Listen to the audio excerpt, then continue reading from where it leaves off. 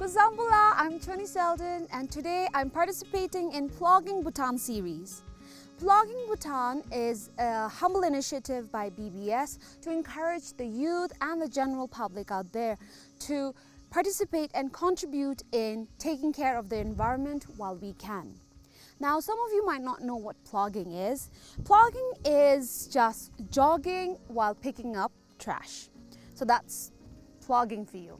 But one doesn't necessarily have to jog. You could walk. In my case, I'll be walking. Plogging initially started as an organized activity in 2016 and it spread to the rest of the world in 2018. It was initially started by a Swedish physician named Erik Ahlström. Ahlström became frustrated with the trash he encountered when riding his bike to work.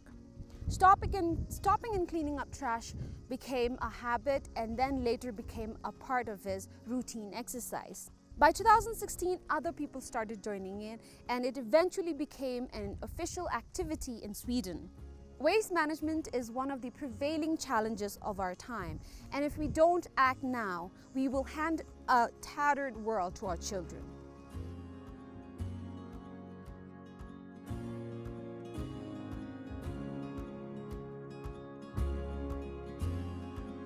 Plogging is an eco-friendly activity, which means you get to take care of the environment and also take care of your health. You don't need expensive equipment for plogging. All you need is a positive desire to make a change and a bag for the trash you pick up. So come join me in this journey. So the area that will kick off Plogging Bhutan series is from the Buddha Point. And we're actually at the base of the Buddha Point, and this is a very popular place, especially for Thimphu dwellers. This is where people come to learn their driving, people come to just take a recess from their work or home, and this is also a very popular after party spot. So there is a lot of trash, and I will try my best to clean up while I also walk. So let's see how I do.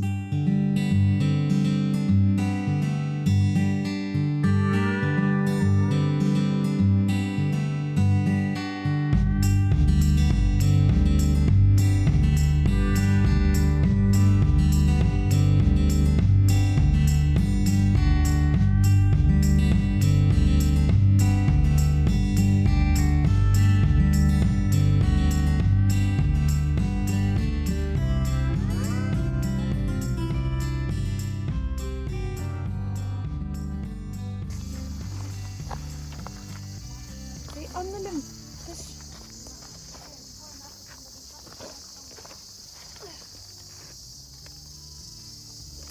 I'm hoping that's rain.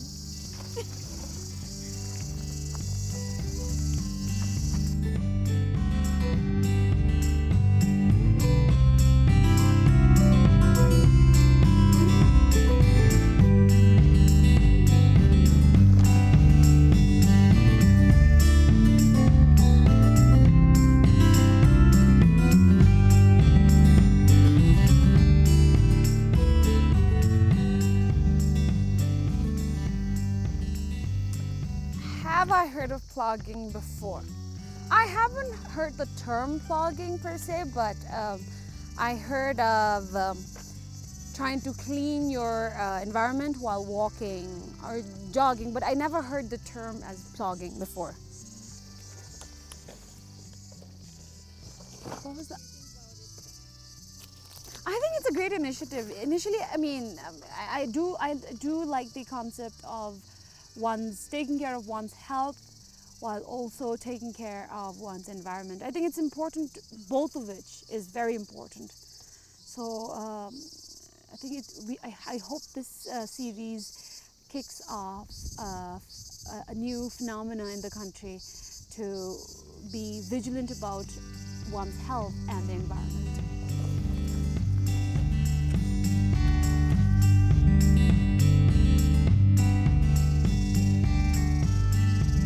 Oh, of course. I mean, look at, I've just started and my bag is almost full. So I do believe that we have a trash problem, and We're all a part of it, so we can't point fingers. That's my biggest thing. I worry that sometimes when we try and show people that we need to take care of our trash, the audience receives it as us pointing fingers at them, blaming them. But it's more than blaming. We're a part of the problem, so we have to be a part of the solution, I think. It's our country, it's our trash. I mean, if we don't do it, who else would do it? Mana, I see a bottle there. I'm gonna go and get it. So I think it has to start from home. I actually believe that if you are going out for a picnic or if you're going for a hike, let's say you just cannot clean up the whole environment. But the least you can do is take the trash that you brought it. Maybe it's a bag of chips, maybe it's some crackers, or some plastic mugs, some plastic plates. So you take it with you.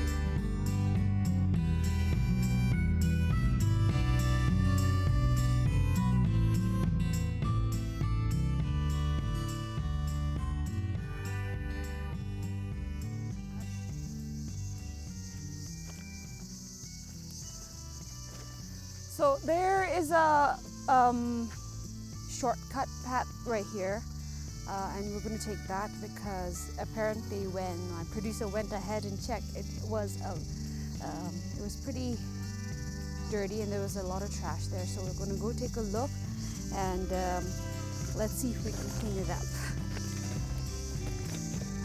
And plus there's shade here, so yay!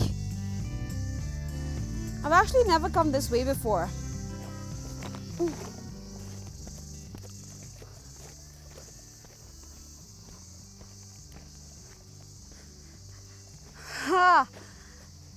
This is a lot.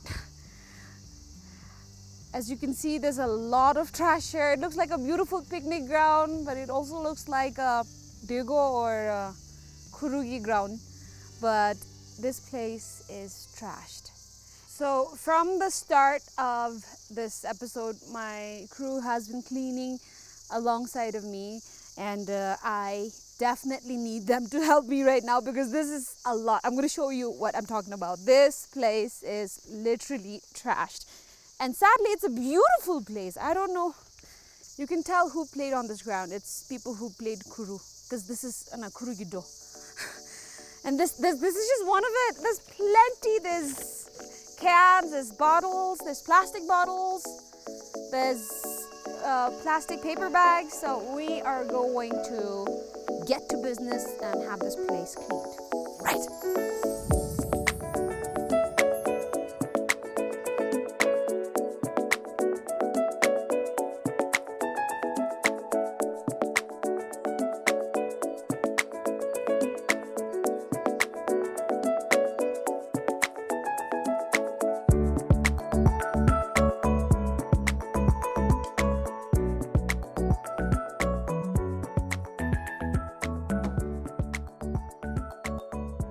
As you can see, we have done our best and we've piled it all in front of us right now.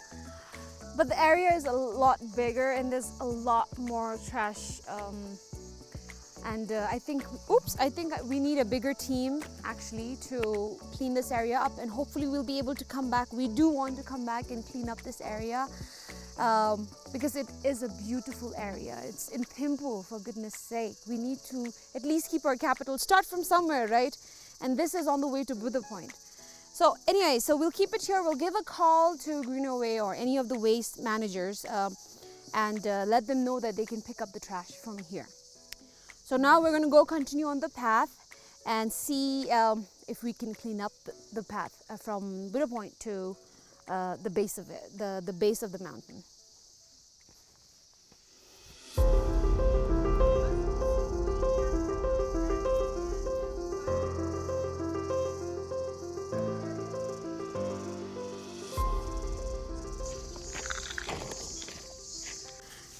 During our parents' and their parents' time, it was much easier because they didn't have a lot of trash. It was, they used a lot of homemade products, locally produced products, so there was not a lot of plastics. But now we we buy everything we buy, including the rice, the flour, vegetables, and a lot of our snacks come in these plastic wrappers. So which means I think we have to put an extra effort we just can't be as relaxed as our parents used to be. We have to put in an effort here. I mean, we take so much pride in being Bhutanese, having such a lovely country to call ours, but if we continue with our habit, we're not gonna have a country to be this proud of.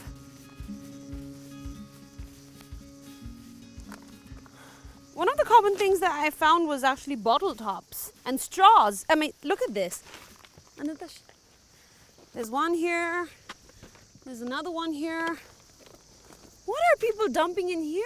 It looks like people are dumping kitchen wastes. What we commonly refer to as wet trash. I'm surprised people are doing that, but I mean, a lot of the things that I'm picking up is bottle caps and straws. And I think I'm going to take a break. This is the perfect place with a beautiful view. I'm just going to take a break.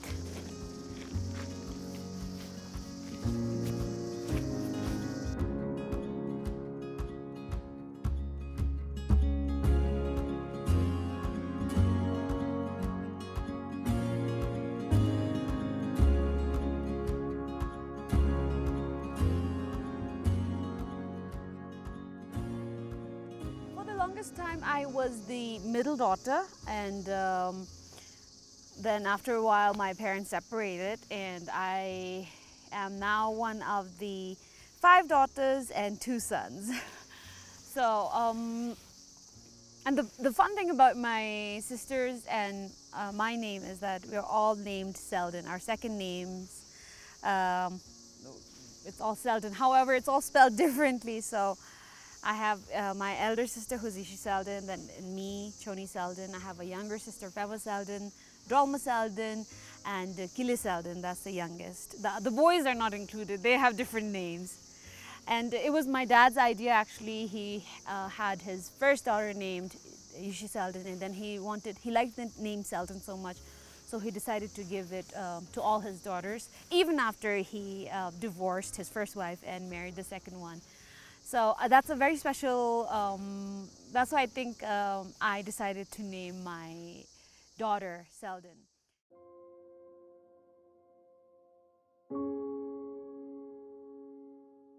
As a child, when I was younger, my mom would describe me as someone who was very shy, someone who wouldn't make friends easily, but at the same time, someone who would never speak up for herself or get into a fight with anybody. So I remember my mom would tell me incidences where my ajim and my num would come and pick fights with me, but I would my favorite phrase as a kid was daunte. So that just, it just simmered every tension in the room, and I would never get into a fight as a kid, as a younger kid. Then something happened in between, and I think as a teenager I was very outspoken, very feisty, always knew that I had to speak up for myself. So for something happened, I don't know why, but that helped me actually be comfortable with being on stage. And I always say this, but I grew up on the stage as a kid. I was always on stage for one reason or the other. I was into dramas, I was dancing a lot, I was also in the debate team. And whenever there was not enough intellectual students to do the quiz, I would be there. So that's why a lot of my schoolmates would recognize me, because I was on stage most of the time. So how has motherhood changed me? I was always an extrovert person to begin with, but motherhood has actually made me speak out with a purpose. In fact, I think I've only started to use social media more frequently as a mother, because I realized that I had a purpose. And my purpose, since I became a mother, was to actually share my experience, the struggles and the fun and the joy and the blessing it is to be a mother. And there's a lot of struggles, and for those of you who follow me on Instagram, you would know what I'm talking about, because I don't filter things.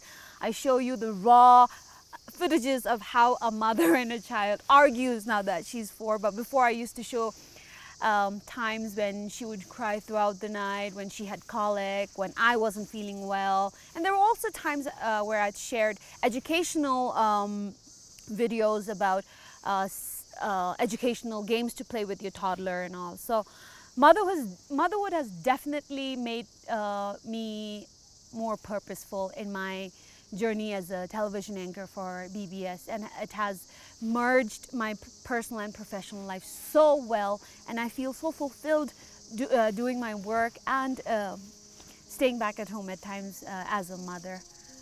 So yeah, it's been life-changing for sure, and nothing could have prepared me for this journey.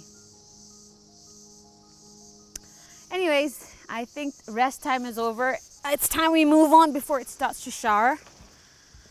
So we have more than half, I think, way to go, but the spirit is still high and the team's still good, and look at me, I still got my energy, so let's get this done.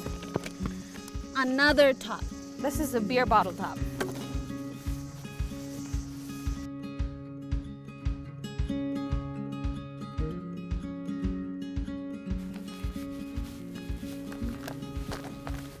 Since I'm active on social media, how important is it for me? It's very important for me, because earlier, like I mentioned, I am on social media with a purpose, and the purpose is to spread awareness on how motherhood is actually. I'd only seen beautiful and these lovely photographs of mothers and children, and I was excited about motherhood.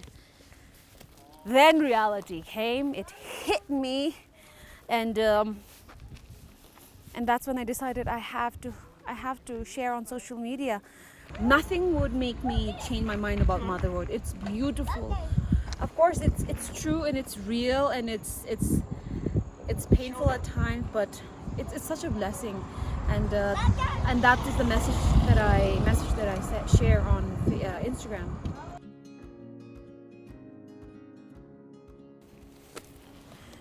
I recently interviewed Choni Zug, and I remember her telling me that, especially if you're stressed, you should try and spend 45 minutes doing some exercise, or 45 minutes me time doing something healthy. And I think this is a great idea.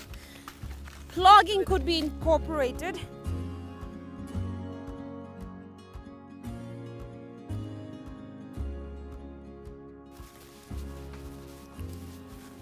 So we have come to, I've never been on this trail before. So I've decided to explore this beautiful trail that connects Buddha Point to Depsi. Never been on this route before, but I'm really happy to see that this path is much cleaner than the previous sites we've seen. So that's good.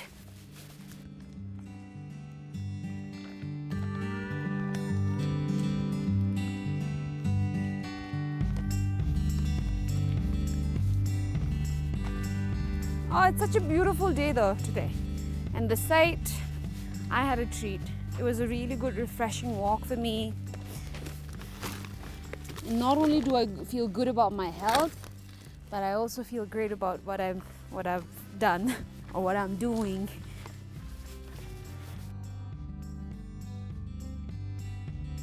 Do I teach my daughter about taking care of her trash? Of course I do. That's and actually, you know what?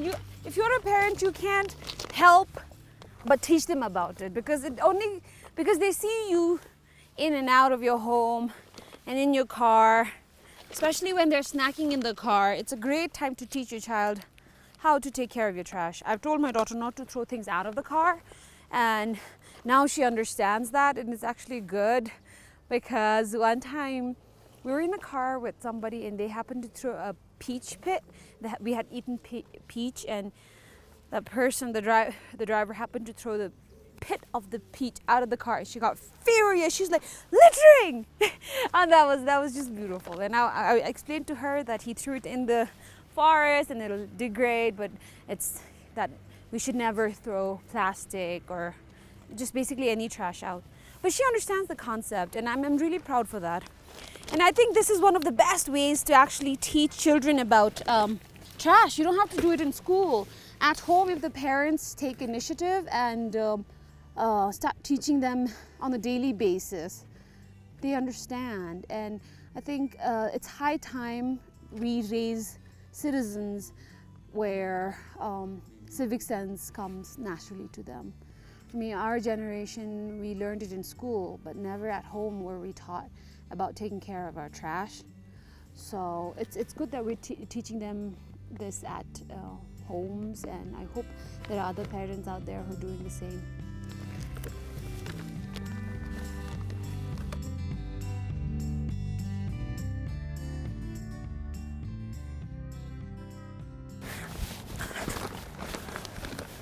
If I had a superpower, I'm going to take a rest.